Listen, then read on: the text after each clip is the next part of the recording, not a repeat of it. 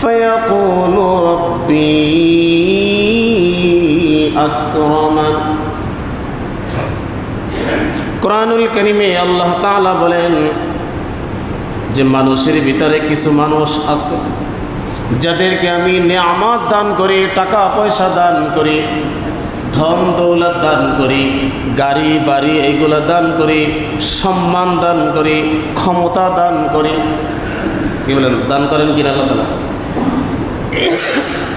একই শহরের ভিতরে কাউকে আল্লাহ তাআলা মেয়র বানান, আবার একই শহরের ভিতরে কাউকে আল্লাহ তাআলা রাস্তার ঝাড়ুদার বানান কিনা বলেন দেখি। একই শহরের ভিতরে কাউকে আল্লাহ তাআলা মন্ত্রী বানান, মিনিস্টার বানান, কাউকে আল্লাহ তাআলা ভ্যানওয়ালা, রিক্সাওয়ালা বানান বা কুলি মজুর বানান। আল্লাহ তাআলা সূরা ফাজরের ভিতরে বলেন মানুষের ভিতরে কিছু মানুষ আছে যাদেরকে আমি আল্লাহ তাআলা সম্মান দান করি, যাদেরকে আমি আল্লাহ তাআলা টাকা পয়সা দান করি। টাকা পয়সা দান করার পরে, সম্মানের চেয়ার তাকে দান করার পরে সে বলে ফায়াকুলু রব্বি আকরামান। এই যে টাকা পয়সা ধন দৌলত আল্লাহ তাআলা দান করেছেন, এটা আমার রব আমাকে সন্তুষ্ট হয়ে দান করেছেন। আমাকে আল্লাহ তাআলা দান করেছেন সন্তুষ্ট হয়ে, আমার রব আমাকে দিয়েছেন, অনেক কিছু দিয়েছেন। এই কথা বলে কিনা বলেন দেখি। ধনী মানুষ যারা, এই ধনী মানুষগুলোর ভিতরে থেকে যারা একটু ইমানদার, তারা বলে ফায়াকুলু রব্বি আকরামান। আমার রব আমাকে সম্মানিত করেছে, আমার রব আমাকে সম্পদশালী করেছে। কিন্তু আল্লাহ তাআলা বলেন বান্দা ওয়া আম্মা ইযা মাবতালাহু, এই যে সম্পদগুলো দেখো এগুলো তোমাকে দিয়েছি পরীক্ষা করার জন্য। কির জন্য দিয়েছে? কাউকে আল্লাহ তাআলা বাড়িওয়ালা বানাইছেন, কাউকে আল্লাহ তাআলা ভাড়াটিয়া বানাইছেন, কাউকে আল্লাহ তাআলা যাকাত দেওয়ার মতন মানুষ বানাইছেন, কাউকে আল্লাহ তাআলা যাকাত খাওয়ার মতন মানুষ বানাইছেন। আল্লাহ তাআলা বলেন তোমাকে যে সম্পদশালী করা হয়েছে, আমি আল্লাহ পরীক্ষা করতে চাই, পরীক্ষার জন্য সম্পদশালী করেছি। ওয়া আম্মা ইযা মাবতালাহু ফাকাদার আলাইহি রিজকা ফায়াকুলু রব্বি আহানান। এই ধনী মানুষটাকে আবার যখন আল্লাহ তাআলা গরিব বানায় দেন, সম্মানিত মানুষটাকে আল্লাহ তাআলা যখন অসম্মান দেন, ক্ষমতাশীল মানুষটাকে যখন ক্ষমতা থেকে আলাদা করে দেন, তখন এই মানুষটা বলে ফায়াকুলু রব্বি আহানান। আমার রব আমার উপরে অসন্তুষ্ট হয়েছেন, আমার রব আমাকে ভালো দেখেন না, আমাকে খারাপের ভিতরে ফেলাইছে। কি কথা ঠিক কিনা বলেন? অথচ তার কি স্মরণ নাই যে তাকে আল্লাহ কখনো সম্পদশালী বানাইছিল? যখন সম্পদশালী বানাইছে তখন বলে আমার রব আমার উপর সন্তুষ্ট আছে, আর যখন বলে, যখন সে অভাবের ভিতরে পড়ে তখন সে বলে আমার রব আমার উপর অসন্তুষ্ট হয়েছে। এই যে কথাগুলো বলে আল্লাহ তাআলা বলে যাকে আমি সম্মানিত করেছি সেও আমার বান্দা, যে যাকে আমি অসম্মানিত করেছি সেও তো আমার বান্দা, যাকে আমি যাকাত দেওয়ার মতন মালিক বানাইছি সেও তো আমার বান্দা, যাকে যাকাত খাওয়ার মতন মানুষ বানাইছি সেও তো আমার বান্দা। কি বলেন? দুজনে তো আল্লাহর বান্দা, কি তাই না? দুজনে আল্লাহ। কিন্তু যখন সম্মানিত হয় তখন আল্লাহরে খুব ভালোবাসে, আর যখন অসম্মানিত হয়, টাকা পয়সা যখন কমে যায় তখন আল্লাহর উপরে দোষারোপ করে। আল্লাহর দোষারোপ করে। আল্লাহ তাআলা এই সূরার ভিতরে বলেন মানুষের রিজিক সংকুচিত হওয়ার কারণ হচ্ছে চারটা। ধন দৌলত কমে যাওয়ার কারণ হচ্ছে চারটা। এখানে আল্লাহর কোনো দোষ নাই।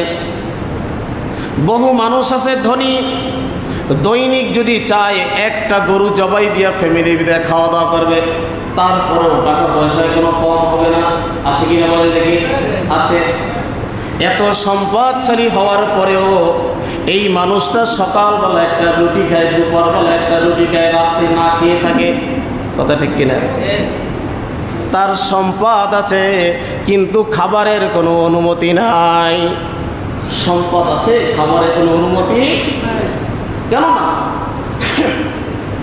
আল্লাহ তাআলা তার রিজিক সংকুচিত করে দিয়েছেন। ডাক্তারের কাছে যায়, বুঝে ডাক্তার সাহেব কিছু খেতে পারি না, এই সমস্যা সেই সমস্যা। ডাক্তার পরীক্ষা নিরীক্ষা করার পরে বলতেছেন, ভাইজান আপনার তো অনেক বড় বড় অসুখ ধরা পড়ছে, আপনার তো প্রেশার হাই, আপনার তো ডায়াবেটিস আছে, আপনার তো কিডনি খারাপ, আপনার হার্ট দুর্বল। তো এত বড় বড় সমস্যা থাকলে সে মানুষটা কিছু খেতে পারে? কথা বলে কিছু খেতে পারে? পারে না। কিন্তু সে খেতে চায়, তার মন খেতে চায় কিন্তু খেতে পারে না। ডাক্তারের কাছে বলতেছে, ভাই এখন কি করতে পারি বলেন? বলতেছে, সকালবেলা আপনাকে 3 কিলোমিটার হাঁটতে হবে যদি বাঁচতে চান। সকালবেলা রুটি খেতে হবে, দুপুরবেলাও রুটি খেতে হবে, অথবা জাউ খেতে হবে। এই না তার খাবার দাবার। তার কিন্তু সম্পদ আছে কিন্তু তার রিজিক সংকুচিত করে দেওয়া হয়েছে। আর যে কথাটা আমি বলতে চাচ্ছি যে রিজিক সংকুচিত হওয়ার কারণ হচ্ছে 4টা। কয়টা? 4টা। 4টা দোষ এর কথা এই সূরা ফাজরে আল্লাহ তাআলা আলোচনা করেছে। এই 4টা দোষ যাদের ভিতর আছে, দুনিয়াতে অসংখ্য সম্পত্তি তার থাকবে, বাড়ি গাড়ির মালিক থাকবে, কিন্তু আল্লাহ তাআলা তার খাবারটাকে কমিয়ে দিবে, রিজিক কমাই দিবে, সংকুচিত হয়ে যাবে। গোটা পৃথিবীটা তার জন্য সংকুচিত হয়ে যাবে। দেখবেন আমাদের দেশে ধনী মানুষ, কিছু ধনী মানুষ গাফেল, যারা নামাজ রোজা করে না, ডাক্তারের কাছে যখন যায়, ডাক্তার যখন বলে 3 কিলোমিটার হাঁটতে হবে, সকালবেলা নামাজি মসজিদে আসে, আর ওই আল্লাহর বান্দা ডাক্তারের কথা শুনে 3 কিলোমিটার হাঁটতে যায়। কথা ঠিক কিনা? তার ইয়াকিন চলে আসছে, ডাক্তারের কথা যদি মানি কিছুদিন বাঁচতে পারবো, কিন্তু তার ইয়াকিন নাই যে ইমাম সাহেবের কথা যদি মানি, কোরআনের কথা যদি মানি, আল্লাহ তাআলা আমার জন্য সব সহজ করে দেবে। এই ইয়াকিন তার নাই। এই জন্য ডাক্তারের কথা শোনো, তুমি শুনতে শুনতে তোমার টোটাল দুনিয়ার রিজিক আল্লাহ সংকুচিত করে দেবে। সম্পত্তির অভাব নাই কিন্তু খাবার দাবার কিছু খেতে পারে না।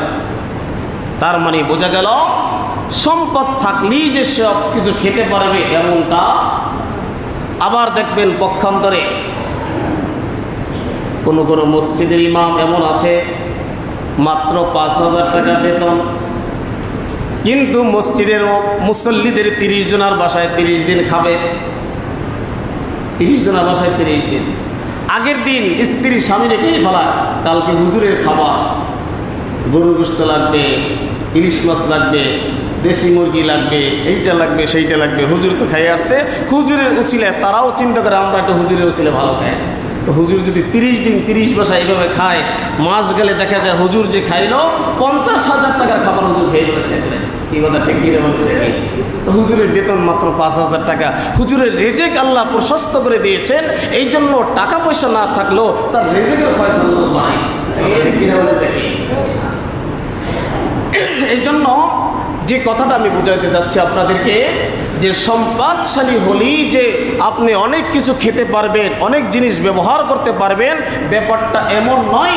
আল্লাহ তাআলার পক্ষ থেকে আপনাকে যতটুকু ব্যবহার করা খাবার দাবারের অনুমতি আছে ততটুকু শুধু আপনি ব্যবহার করতে পারবেন, খাবার দাবার খেতে পারবেন, এর বেশি কিছু খেতে আপনি পারবেন। এই কথা ঠিক কিনা বলেন দেখুন। 4টা কারণ। কয়টা কারণ? আল্লাহ তাআলা বলেন, তোমরা ভাবছো তোমাদের সম্পদ কমাই দিয়েছি আর এটা আমি আল্লাহর উপর দোষ হয়েছে। না, দোষ তো তোমরা করেছো। কাল্লা, আল্লাহ তাকিদ দিয়ে বলতেছেন, কাল্লা, কখনই নয়। বাল্লা তুকরিমুনাল ইয়াতীম, বরঞ্চ তোমরা ইতিমকে সম্মান করো না, ইতিমদের ইজ্জত সম্মান তোমরা করো না। এখানে আল্লাহ তাআলা ইতিমের হক বলেন নাই, ইতিমকে সম্মানের কথা বলেছেন। ইতিমের হকের কথা এখানে বলেন নাই, সরাসরি আল্লাহ তাআলা কি বলেছেন? বাল্লা তুকরিমুনাল ইয়াতীম, ইতিমকে সম্মান করো না তোমরা। মূলত ইতিম দুই প্রকার। ইতিম কয় প্রকার? গরিব ইতিম এবং গরিব ধনী ইতিম রয়েছে। সমাজে অনেক মানুষ রয়েছে যে মারা গেছে, তার অনেক সম্পত্তি আছে, এই সম্পত্তিগুলা সন্তানের জন্য রেখে গেছে, কিন্তু বাবা তো মারা গেছে, এতিম হয়ে গেছে। আল্লাহ তাআলা ইঙ্গিত করলেন এই ধনী এতিমের সাথে খারাপ আচরণ করা যাবে না। তোমরা তাদেরকে তুচ্ছ তাচ্ছিল্য করো, তাদেরকে আলাদা চোখে দেখো, সম্মান দিয়ে তাদেরকে কথা বলো না। এই কথা ঠিক কিনা বলেন দেখি?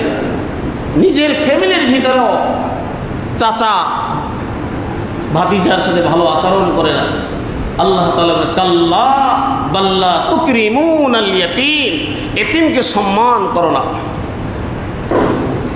আর গরিব এতিম যে আছে